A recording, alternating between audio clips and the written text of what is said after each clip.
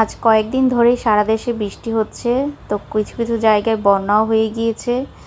তো আমি এই বৃষ্টির দিনে আমি ভাবছিলাম যে একটু খিচুড়ি করি, আর হাজব্যান্ডও বলেছে যে আজকে খিচুড়ি করো, খুব ভালো লাগবে খেতে।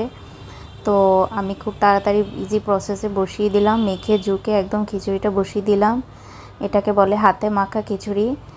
আর এইটা ছিল রেগুলার যে চাল ভাত রান্না করা হয় সেই চাল দিয়ে করেছি, আর অল্প করে আতপ চালটা দিয়েছি যেন ফ্লেভারটা ভালো আসে। আর মুগের ডালটা দেই নাই, আর শুধু দিয়েছি মুসুরির ডাল দিয়ে। খুবই টেস্টি ছিল। নেক্সট ডে আরেকদিন দেখাবো কিভাবে করেছিলাম। খুব ঝরঝরেই হয়েছিল খিচুড়িটা। আর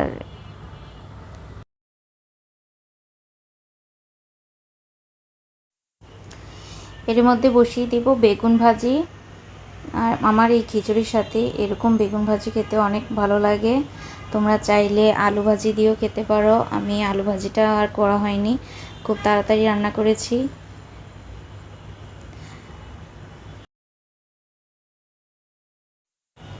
এর মধ্যে আমি মাংসটা কষিয়ে নেব। আমি মাংসটা আগে থেকে ম্যারিনেশন করে রেখেছিলাম খুব তাড়াতাড়ি রান্না করার জন্যই। আজকে কোনো মশলা টশলা কষানো হয়নি, সব কিছু একসাথেই কষিয়ে নেব।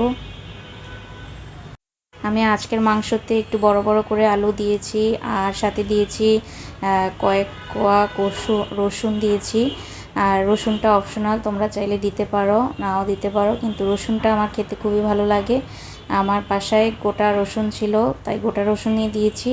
ছোট ছোট রসুন হলে সেটা আরও মজার হয়। আমি চিকেনটাকে ভালো করে কষিয়ে নেব। আর আজকের চিকেনটা মাখা মাখা করে রান্না করব, যেটা খিচুড়ির সাথে খেতে খুবই ভালো লাগবে। চিকেনটা কষানো হয়ে গিয়েছে, দেখুন বন্ধুরা কতটা সুন্দর হয়েছে। আজকে একটু ঝাল ঝাল করে রান্না করেছি। হাজব্যান্ড বলেছিল একটু ঝাল ঝাল করে খাবে, তাই ঝাল ঝাল করে চিকেনটা রান্না করেছিলাম। এর মধ্যে আমি ঝোলটা দিয়ে ভালো করে সিদ্ধ করে নেব। আমি প্রায় 1 ঘন্টার মতো লো হিটে রান্না করেছি চিকেনটা, যেটা খেতে খুবই সুন্দর ছিল।